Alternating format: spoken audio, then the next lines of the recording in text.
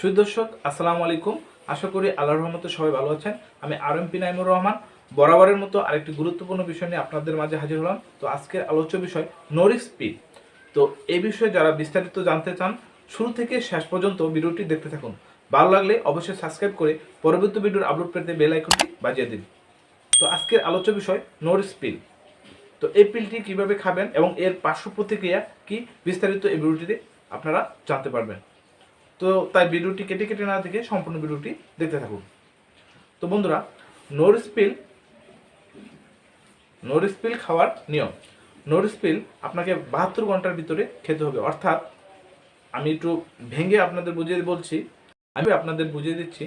যেমন ধরেন, আপনি শুক্রবার রাতে 10টা বাজে আপনার স্বামী স্ত্রী মেলামেশা করলেন এবং শনিবার রাতের 10টা বাজে একদিন হবে, এভাবে রবিবার রাতের 10টা বাজে দুদিন হবে, সোমবার রাত 10টা বাজে এভাবে 3 দিন হবে।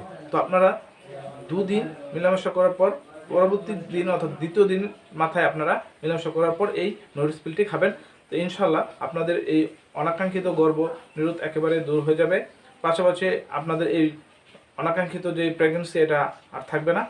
তো এই পিলটির কার্যকারিতা আপনার 99% ক্ষেত্রে খুবই কার্যকর। প্রতিটি পিলে কিছু না কিছু পার্শ্ব প্রতিক্রিয়া রয়েছে, তবে কদাচিৎ যদি মাথা ব্যথা অথবা ঝিমঝিম করে শরীর, তাহলে প্রচুর পরিমাণে পানি খাবেন, ইনশাল্লাহ সব ঠিক হয়ে যাবে।